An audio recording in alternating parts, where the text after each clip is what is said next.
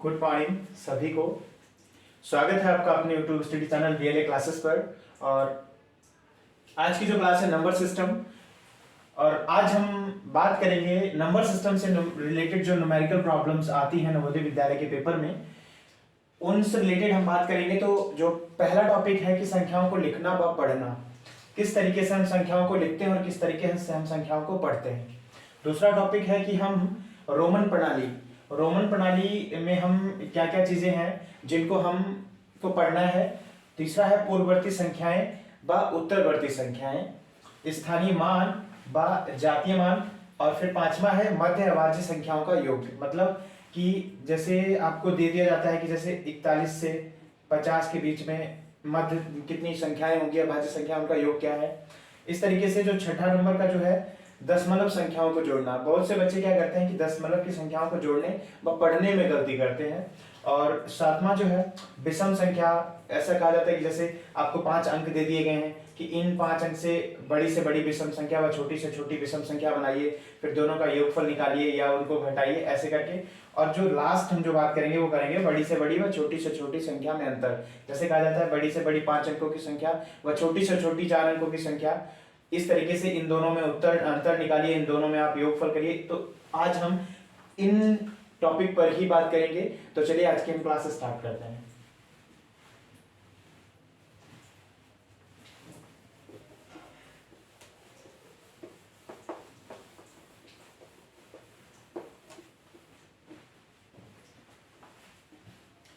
जैसे लिखा है एक, अब कहा गया है कि इस संख्या को पढ़िए। ठीक है, तो हम पढ़ेंगे कैसे? इकाई, दहाई, सैकड़ा, हजार, 10,000, लाख, यानी कि 9,97,600 21।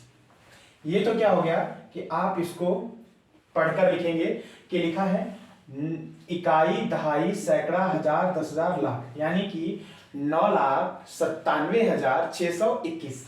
अब मान लीजिए आपको ये तो हो गया पहला। दूसरा दिया गया आपको कहा गया है 8 लाख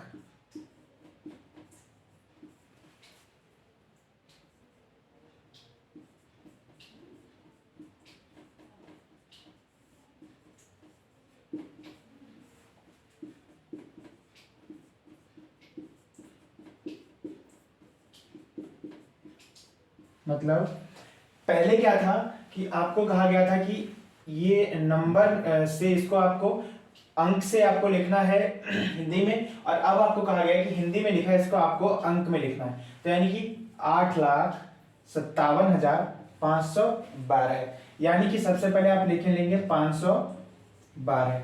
अब क्या हो गया? इकाई, दहाई, सैकड़ा, यानी कि सैकड़ा यानी कि 500। ठीक है, फिर कह रहा 57,000 यानी कि 57,000, यानी कि इकाई, दहाई, सैकड़ा, हजार, 10,000, यानी कि 57,500 आपका लिख गया है।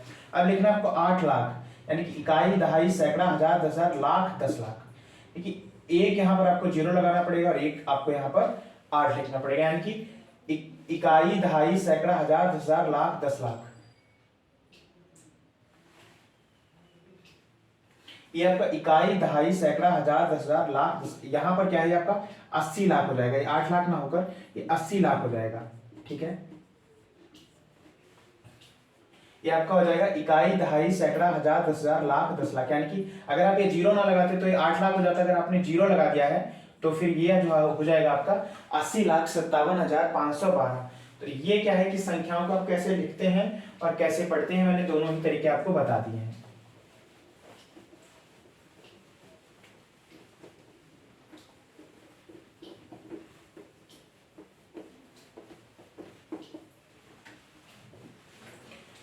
जो दूसरा था टॉपिक था रोमन पद्धति से काफी क्वेश्चन बनते हैं जिनको आपको करना होता है, और काफी बच्चे इस रोमन पद्धति में गलती करते थे। जैसे कि हमने कल आपको 4 इसमें मेन जो टेक्निक्स यूज होती है मैंने वो आपको बताई थी, तो आपको उनको ध्यान रखना है। और आज हम जो रोमन पद्धति के न्यूमेरिकल करेंगे उन पर भी आपको ध्यान रखना है।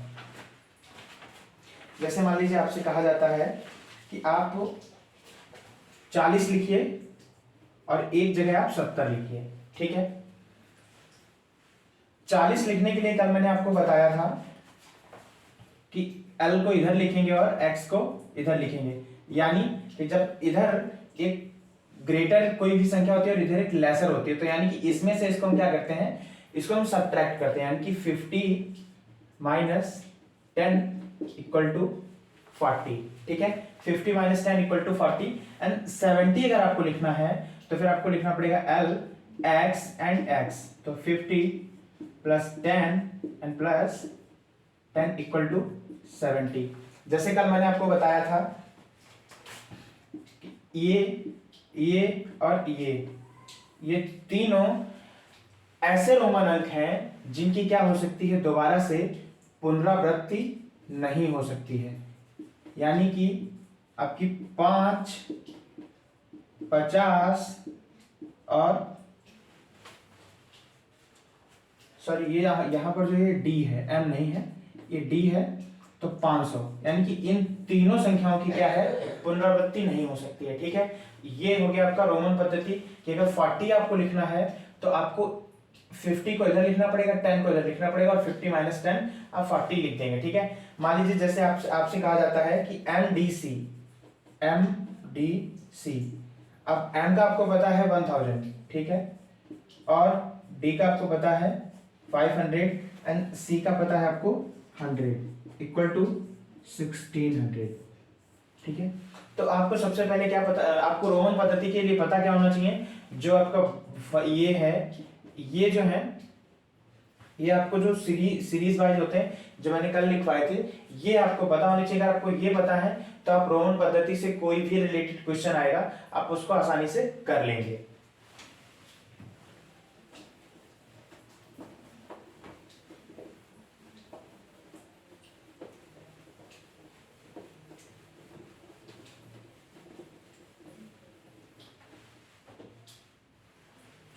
तीसरे टाइप के जो इसमें न्यूमेरिकल बनते हैं वो बनते हैं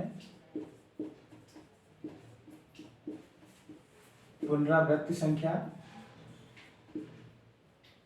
सॉरी पुनरावृत्ति नहीं, पूर्ववर्ती संख्या व अनुवर्ती संख्या।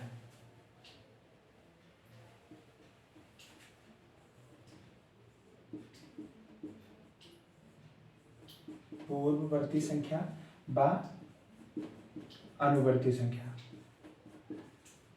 तो हमने कल भी आपको एक चीज बताई थी कि जो पूर्ववर्ती संख्या होती है उसमें आपको -1 करना होता है और जो उत्तरवर्ती संख्या होती है उसमें +1 आपको करना। मान लीजिए कि आपको 250 यानी कि 250 की आपको क्या लिखनी है, पूर्ववर्ती संख्या लिखनी है और अनुवर्ती संख्या लिखनी है। तो आप यहाँ पर 250, 250 एंड 250, यहाँ पर आप -1 करेंगे तो 249 एंड 251।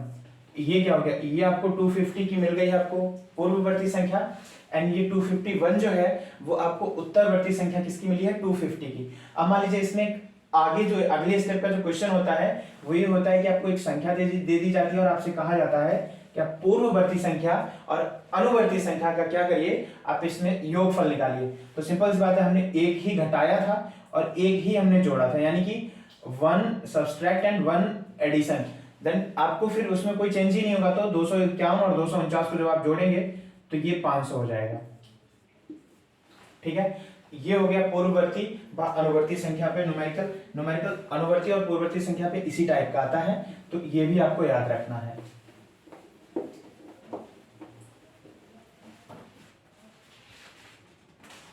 अगले जो थे 4th नंबर पे स्थानीय मान व जातीय मान निकालना।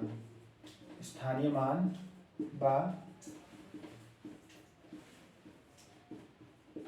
जातीय मान, यानी कि स्थानीय मान हमने आपको कल भी बताया था कैसे निकालते हैं और जातीय मान कल भी बताया था। फिर से हम एक बार बात करते हैं इस पे, स्थानीय मान व जातीय मान। स्थानीय मान निकालने के लिए जैसे मान लीजिए कोई संख्या दी गई है 87,361, आपसे कहा जाता है कि आप 7 का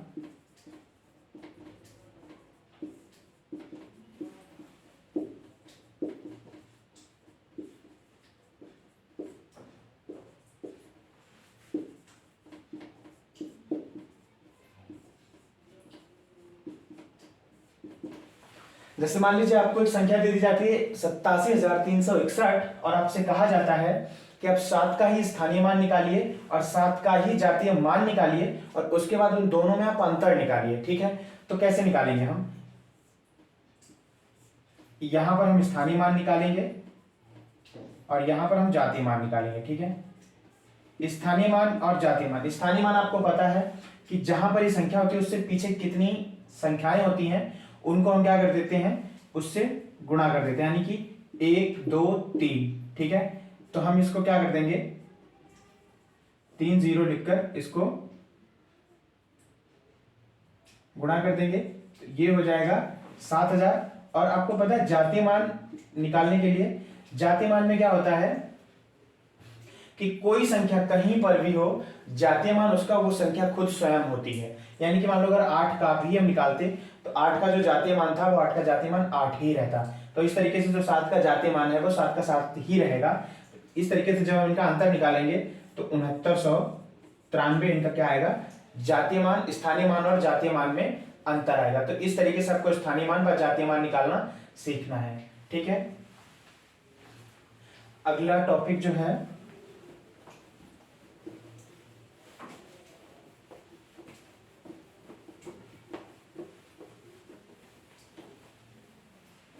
अगला है कि जैसे मान लो आपसे कह दिया गया 60 से 70 के मध्य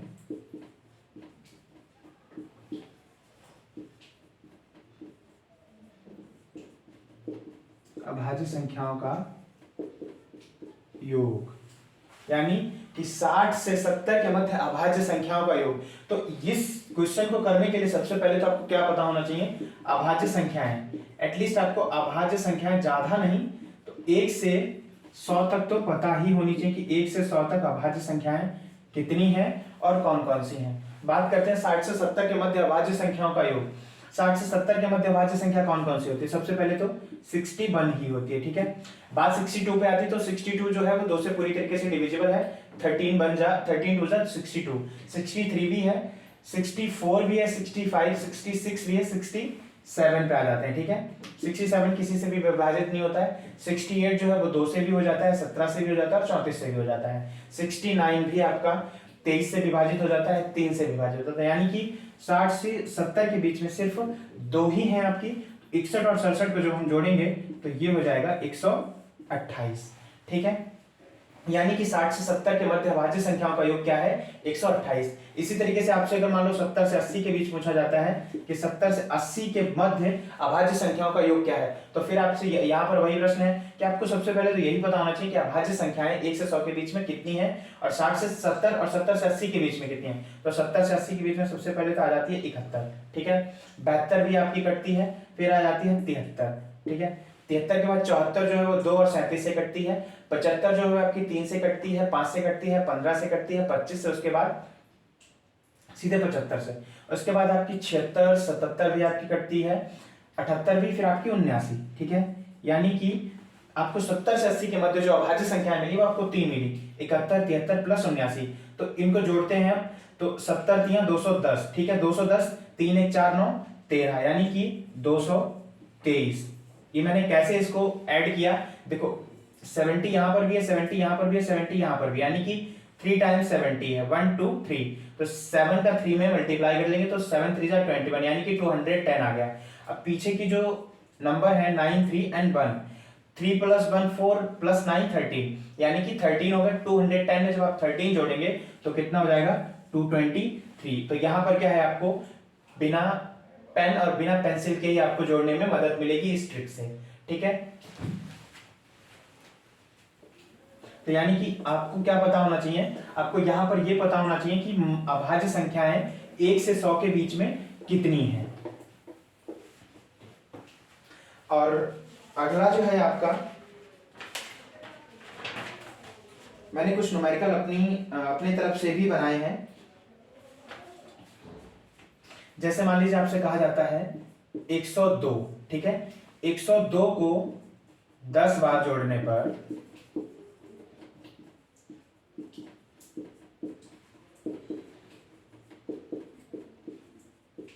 प्राप्त हो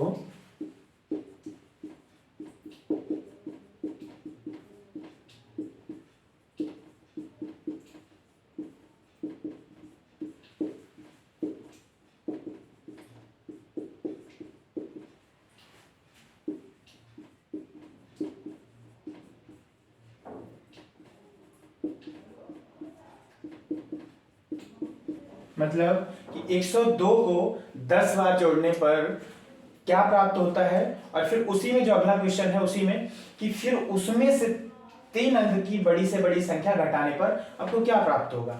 ठीक है, तो यानी कि 102 का जो है हम 10 में गुणा कर लेंगे। ठीक है, 102 गुणे 10 इक्वल टू 1020। फिर कह रहा है कि 3 अंक की बड़ी से बड़ी संख्या। अब आपको पता है कि बड़ी से बड़ी और छोटी से छोटी संख्या कैसे बनाते हैं। अगर कहीं बड़ी से बड़ी संख्या की बात आती है और छोटी से छोटी की बात आती है, ठीक है, छोटी से छोटी की जब बात आती है, बड़ी से बड़ी संख्या बनाने के लिए आपको पता है कि 9 मान लो 3 अंक की पूछी गई है। ठीक है, तो आप लिख दीजिए 9 9 9 3 बार। यही अगर 4 की पूछी गई तो लिख दीजिए 4 बार 9। 5 अगर पूछी गई तो 5 बार 9। यानी कि आपको जितने अंकों की बड़ी संख्या पूछी गई, यहां पर आपको जैसे 5 है तो 5 बार 9 लिख दीजिए, 4 है तो 4 बार 9 लिख दीजिए, 3 है तो आप 3 बार 9 लिख दीजिए। तो क्या होगी कि वो उतने अंकों की बड़ी से बड़ी संख्या होती है। अब पूछा गया आपके, मान लीजिए कि 4 अंकों की छोटी से छोटी संख्या, तो छोटी से छोटी संख्या लिखने के लिए आप 1 लिखिए, उसके बाद आप 3 0 लिख दीजिए। यानी कि ये क्या हो गई आपकी 4 अंकों की सबसे छोटी से छोटी संख्या हो गई। तो क्या पूछा गया यहाँ पर कि 102 को 10 बार जोड़ने पर आपको क्या प्राप्त होगा, और उसमें से यदि आप 3 अंकों की बड़ी से बड़ी संख्या घटाते हैं तो आपको क्या प्राप्त होगा। यानी कि 1020 तो आपको 102 का 10 से आप गुणा करेंगे तो आपको प्राप्त हो जाएगा। उसके बाद आप क्या करेंगे कि 999 को इसमें क्या कर देंगे, घटा देंगे, जिससे आपको क्या प्राप्त हो जाएगा, 21 प्राप्त हो जाएगा। यानी ये आपका न्यूमेरिकल इस टाइप का है कि जैसे आपने कुछ जोड़ा, फिर उसके बाद में आप कुछ उसमें से घटाते हैं, कि इस टाइप का न्यूमेरिकल। इसको भी आपको बहुत सावधानी से करना होगा, नहीं तो आप नॉर्मली इसमें गलती लोग कर जाते हैं। वो 102 को 10 से गुणा ना करके 102 को किस तरीके से करते हैं उनको ही पता है, लेकिन आपको क्या करना है, 102 को 10 से गुणा करना है और फिर 3 अंकों की छोटी से बड़ी संख्या को घटा देना है। तो आपको फिर जो प्रोडक्ट प्राप्त होगा वो उसका आंसर होगा।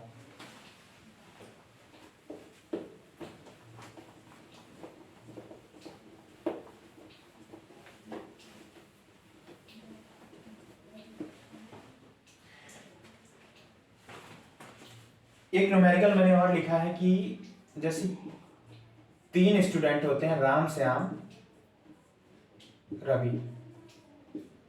ठीक है, 3 स्टूडेंट होते हैं, राम श्याम रवि। मान लो कि राम को परीक्षा में श्याम से 8 अंक अधिक मिले, मतलब राम को श्याम से 8 अंक अधिक मिले। ठीक है, तो मान लो कि यहां पर हम मानेंगे कि श्याम को x अंक मिले और राम को x प्लस 8 अंक मिले। यानी कि श्याम को क्या है, राम से, मतलब राम को श्याम से 8 अंक ज्यादा मिले। ठीक है, और फिर रवि क्या है कि रवि को उसी परीक्षा में राम से भी 4 अंक अधिक मिले। यानी ये जो रवि है यहां पर, इसको राम से भी 4 अंक अधिक मिले। यानी कि यहां पर जो 3 स्टूडेंट हैं, राम श्याम रवि, श्याम को क्या है, राम को क्या है, श्याम से 8 अंक अधिक मिलते हैं, और जो रवि है उसको राम से भी 4 अंक अधिक मिलते हैं। यानी कि x प्लस 8 प्लस 44, यानी कि x प्लस 12। यानी कि जो राम को अंक मिले वो है x प्लस 8, और श्याम को जो मिले हैं वो है x, और जो रवि को अंक मिले हैं वो x प्लस 12। ठीक है, फिर कह रहे हैं कि यदि तीनों को मिलाकर कुल 128 अंक मिले, यानी कि इन तीनों को मिलाकर यदि 128 अंक मिले हो, तो राम को कितने अंक मिले, श्याम को, और फिर रवि को कितने अंक मिले, सबके अलग अलग आपको अंक बताने हैं। ठीक है, तो इसकी जो इक्वेशन बनेगी उसको हम ऐसे लिखेंगे, x plus 8 plus x plus 12 equal to 128। यानी कि राम को कितने अंक मिले, श्याम को कितने अंक मिले और रवि को कितने अंक मिले। आपको इन तीनों की इक्वेशन लिखकर उसके बराबर में आपको क्या लिख देने होंगे, पूर्णांक, यानी कि उनको पूरे अंक कितने मिले हैं। अब क्या करेंगे हम, 1x 2x और 3x, यानी कि ये हो जाएगा 3x प्लस 8 एंड 12 को जब आप ऐड करेंगे तो ये क्या हो जाएगा, 20 इक्वल टू 128। अब क्या करेंगे हम कि 3x इक्वल टू 128 माइनस 20, यानी कि इधर जो ये संख्या प्लस में थी, जब ये इधर को जाएगी तो ये क्या हो जाएगा, ये माइनस में हो जाएगी। ठीक है, तो जब इसको घटाएंगे तो 3x equal to 120 and x equal to 108, ये 120 नहीं, ये 108 आएगा, ये हो जाएगा 3 यानी कि 36। यानी कि यहां पर x की वैल्यू क्या आई है 36 और श्याम को कितने अंक मिले थे 36। मान लीजिए श्याम को मिले थे अंक मिले थे 36 यानी कि श्याम को मिलने वाले अंक हैं 36। अब क्या था x प्लस 8 कितने अंक मिले थे राम को x प्लस 8। x प्लस 8 मतलब कि x की वैल्यू है 36 एंड प्लस 8 इक्वल टू 44। अब यही था कि रवि को कितने अंक मिले यानी कि 36 प्लस 12 इक्वल टू 48। यानी कि हमने क्या किया हमने बस इक्वेशन लिखी, इक्वेशन की वैल्यूज को पुट किया और इस तरीके से हमने x की वैल्यू निकाल ली।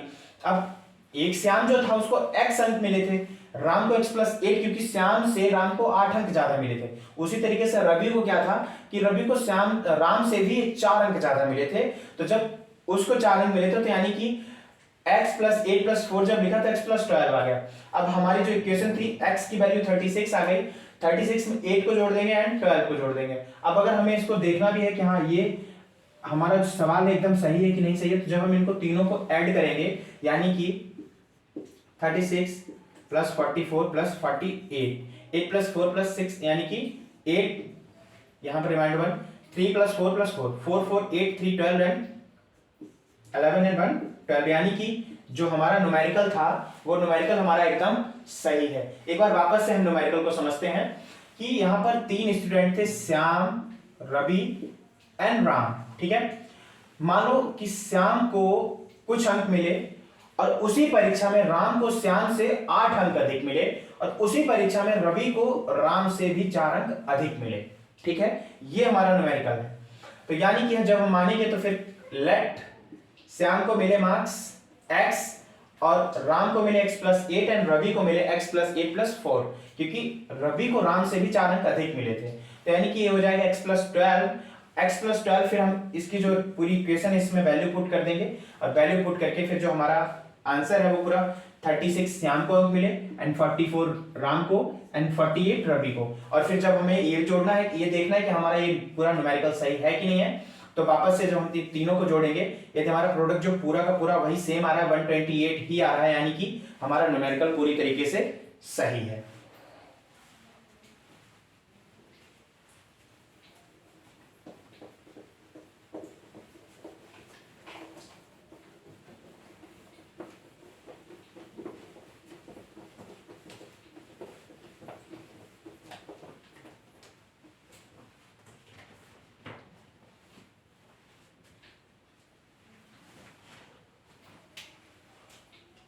से कहा जाता है कि 4 6 3 2 एंड 1 कहा जाता है कि सबसे बड़ी,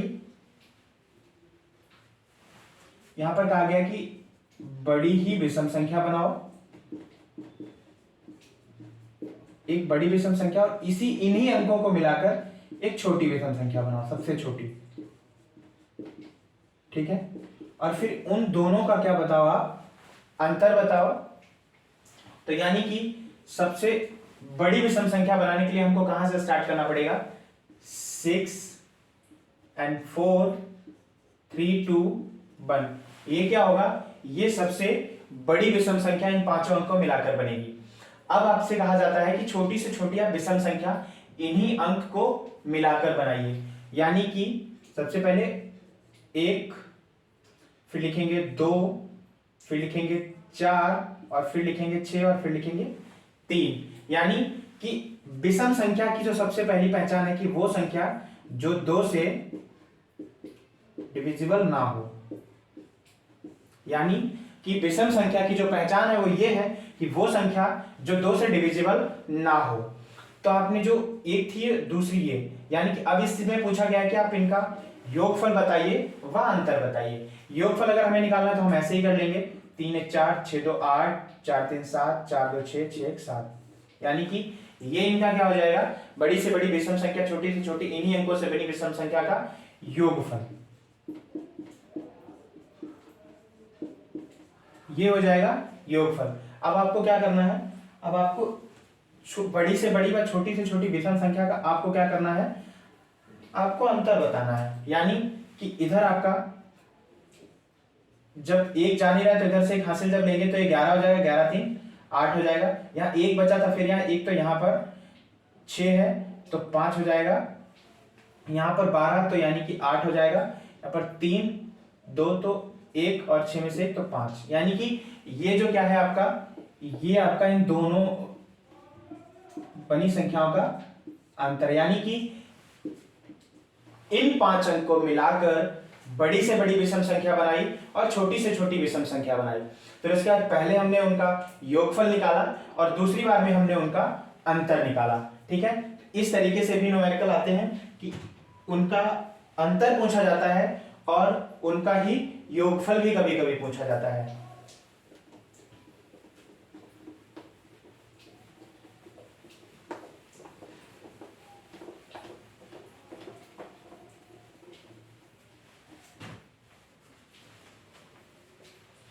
अब जैसे दशमलव संख्याओं को जोड़ने में हम क्या गलती करते हैं, बहुत से बच्चे क्या है कि जैसे ये लिखा है 126.85, ठीक है, 126.85 लिखा है, तो बहुत से बच्चे क्या करेंगे, इसको पढ़ेंगे 126 और 85 यानी कि 85, लेकिन इसको पढ़ने का जो तरीका होता है ये एक सिंगल सिंगल वर्ड को पढ़ना होता है, जैसे 8 5, इस तरीके से इनको ये पढ़ने का इनका सिस्टम होता है। अब मान लीजिए इसको जोड़ना है, जैसे 126 आपको जोड़ना है 126.85 416.06 870.004, यानी कि अब आपको इनको जोड़ना है।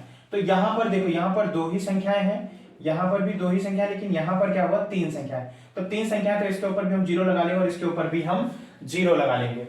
तो फिर क्या करेंगे, इसको इसको जोड़ेंगे तो 4 5 6 11 8 1 9 6 6 12 2 1 3 7 10 1 11 8 4 12 13 1 14, इस तरीके से इनको क्या दशमलव संख्याओं को जोड़ना होता है।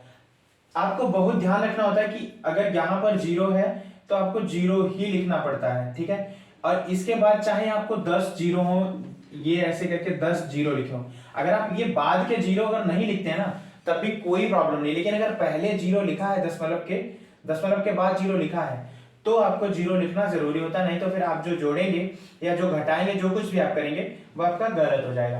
तो दशमलव संख्याओं को बहुत ही ध्यान से जोड़ना होता है, क्योंकि इसमें छोटी छोटी सी गलतियां कब हो जाती हैं पता नहीं चलता है, ठीक है।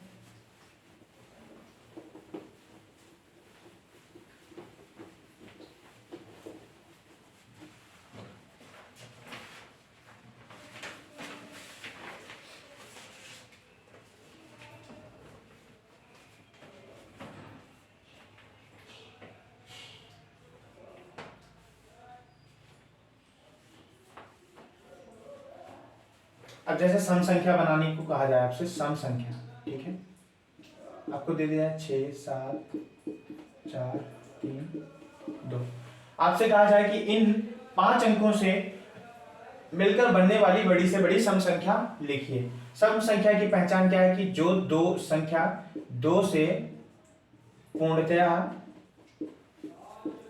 विभाजित हो, जो संख्या पूर्णतया 2 से विभाजित हो। तो बड़ी से बड़ी सम संख्या हम कैसे बनाएंगे, सबसे बड़ा अंक क्या है 7, उसके बाद क्या है 6,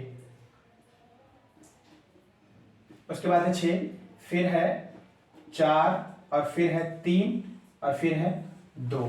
ये क्या होगा, इन 5 अंकों से मिलकर बनने वाली सबसे बड़ी सम संख्या है। सम संख्या में आपको ये ध्यान रखना होता है कि जो सबसे बड़ा अंक है उसको सबसे पहले लिखते हैं और जो सबसे छोटा अंक होता है, यानी कि अब सबसे छोटा अंक मान लीजिए जैसे एक जगह 2 है और उसी में 1 है, तो आप क्या करेंगे, आप सोचेंगे कि सबसे छोटा अंक 1 है तो इसको हमें सबसे बाद में लिखना चाहिए, लेकिन क्या है, अगर आप इस 1 को अगर आप सबसे बाद में लिखेंगे तो वो जो संख्या है वो 2 से अगर कटेगी नहीं तो वो बड़ी से बड़ी विषम संख्या नहीं होगी, वो फिर बड़ी से बड़ी सम संख्या हो जाएगी। तो ये रूल है कि जो सबसे छोटी संख्या हो उसको आपको पीछे लिखना है, लेकिन अगर 1 है तो आपको उसको पीछे ना लिखे, जैसे मान लो 21 ही था, यहां पर मान लो जैसे 32 ना होकर ये 12 होता, ठीक है, तो अगर आप यहां पर मान लीजिए 2 1 लिख देते तो ये क्या 76,421, 21 आपकी जगह अगर 2 से नहीं कटती तो ये क्या हो जाती, ये पूरी तरीके से आपकी विषम संख्या हो जाती। लेकिन अगर आप यहाँ पर 1 को आगे लिखते हैं और आप 2 को अगर पीछे लिखते हैं, यानी कि 1 को आप यहाँ और 2 को आप यहाँ लिख देते हैं, तो क्या है, ये सबसे बड़ी विषम संख्या बन जाएगी। तो आपको ये छोटी छोटी सी चीजें बहुत ध्यान रखनी है, जिससे कि आपका सवाल गलत ना हो पाए। तो यही थे आज के न्यूमेरिकल, और इतने ही न्यूमेरिकल्स जो मेन प्रॉब्लम्स जो होती हैं न्यूमेरिकल्स नंबर सिस्टम के, यही होते हैं। मैंने 3-4 बुक की एनालिसिस से मैंने जो क्वेश्चंस बनाए थे, इतने ही मुझे समझ आए, मैंने इतने ही क्वेश्चंस बनाए हैं। यदि आपको इससे भी ज्यादा कोई क्वेश्चंस नजर आता है, समझ आता है, तो वो आप हमें मेरे व्हाट्सएप नंबर पर भी बता सकते हैं। और मेरा व्हाट्सएप नंबर है वो 9336510472। ये मेरा व्हाट्सएप नंबर है। आपको कोई क्वेरी भी होती है तो आप वो भी आप इस पे मुझसे पूछ सकते हैं। मैं संभवतः हर एक क्वेरी का आपको क्वेश्चन का आपके आंसर देने का प्रयास करूंगा। धन्यवाद। Have a good day. Nice.